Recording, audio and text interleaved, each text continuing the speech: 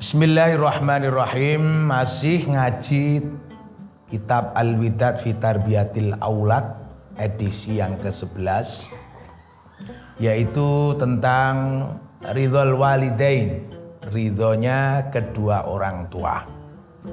Amrut ta'ati, perintah untuk taat.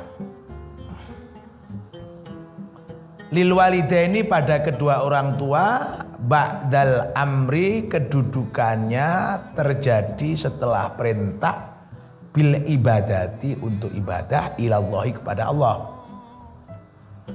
Ya dulu menunjukkan, amr itu menunjukkan, jadi perintah taat kepada kedua orang tua yang prioritasnya di bawah ibadah atau di bawah perintah ibadah kepada Allah.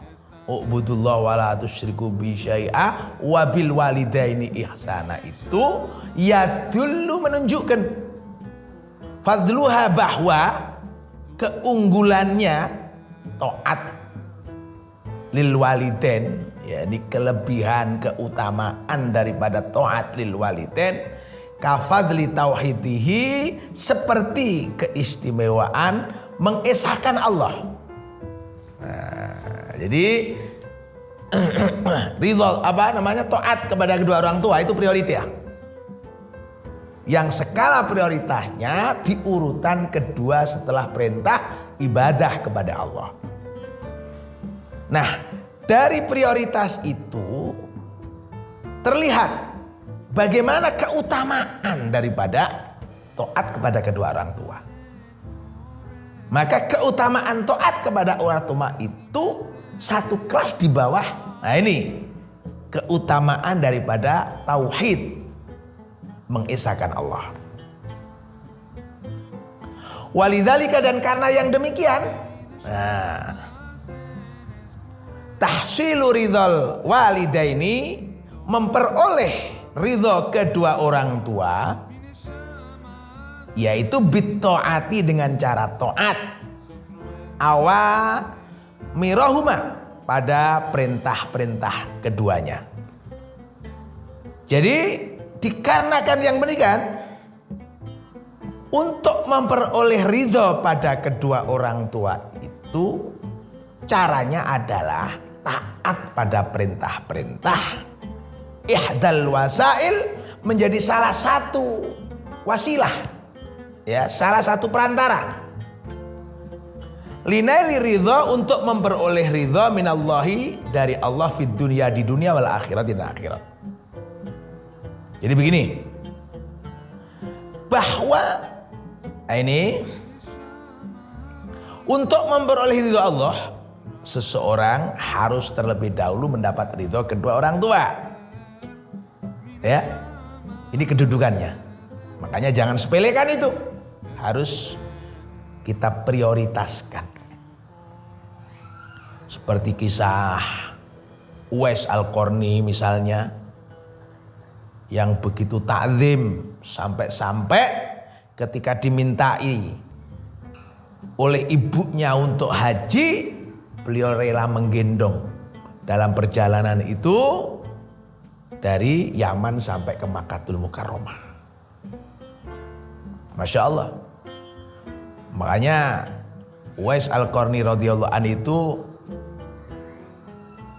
salah seorang yang ada di dalam nubuah baginda Nabi Muhammad SAW, yang ketika beliau masih hidup berpesan kepada Umar bin Khattab radhiyallahu anhu, yang salah satu pesan isinya adalah untuk menemui Uwais ketika haji. Padahal Uwais jauh generasinya, Nabi belum kenal juga, dalam arti tidak sezaman, tapi sudah menyampaikan nubuah. Dan betul memang di kemudian hari ketika haji, Umar bin Khattab mencari Uwais dengan tanda-tanda khusus itu dan dipertemukan seperti pesan daripada Nabi Muhammad SAW. Nah, keistimewaan Uwais yang sedemikian itu menjadi bagian daripada nubuah baginda Nabi Muhammad SAW itu adalah karena Uwais adalah salah seorang yang sangat berbakti kepada kedua orang tua. Termasuk di situ tentunya adalah ibunya yang digendong itu. Hakadha, yang demikian akhlaku Abi Hurairah, karakter atau akhlak budi pekerti daripada li ummihi, pada ibunya. Jadi bagaimana orang berbakti kepada orang tua seperti pada Uwais Al-Qarni pada ibunya, juga terjadi pada seorang Abi Hurairah kepada ibunya. An Abi Umurrah, dari Abi Murrah ini ada satu kisah testimoni daripada Ibu Murrah. Qala, ia berkata, kana, ada Abu Hurairah, Abu Hurairah radhiyallahu an, idza arada, ketika ia berkehendak, ayakhruja, keluar, min baiti, dari rumahnya, waqafa, ia berhenti, ala babi ummihi, di depan pintu kamar ibunya.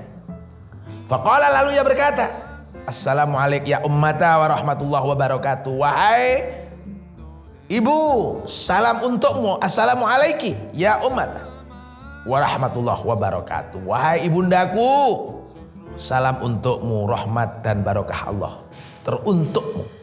Fayaqulu, lalu ia melanjutkan, Abu Hurairah itu, rahimakillahu kama rabbaitini shaghira.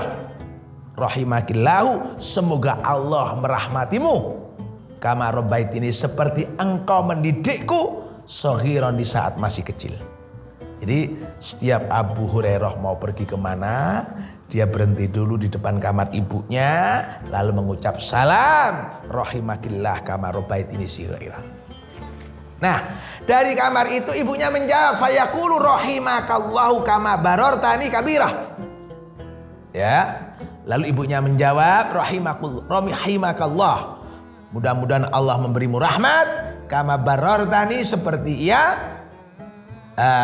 seperti engkau, ya, seperti engkau telah berbakti kepadaku, kabiron, di saat engkau besar. Maka dijawab oleh ibunya, rahmat Allah juga teruntukmu, seperti engkau telah berbakti kepadaku di saat sudah besar. Wa idza arada, dan ketika Abu Hurairah berkehendak ayat hula masuk ke rumah, sona'a, maka ia berbuat mithlahu, seperti ia akan keluar rumah. Jadi salam kepada ibunya. Wa yahmilu, ya, dan menggendong Abu Hurairah ummahu, ya, ibunya, ilal mirfaq, pada siku, ya, digendong pakai siku gitu, ya, digendong sampai siku, al-kanif, ya. Wa yunziluha, dan menurunkannya, anhu, dari ibu itu, menurunkannya ibu, anhu, dari Abu Hurairah, wa kanat, dan ibunya itu makfufatan, buta. Jadi ibunya itu selalu digendong begini, ya, selalu digendong kemana-mana, digendong karena apa? Ibunya itu buta. Ibunya buta. Jadi begini, kita ini sebagai anak mutlak tidak boleh durhaka kepada orang tua, haram. Kenapa? Kita untuk mendapatkan ridho Allah, kita harus terlebih dahulu mendapatkan ridho kedua orang tua. Maka ketika orang durhaka, maka bagaimana dia mendapat ridho orang tua?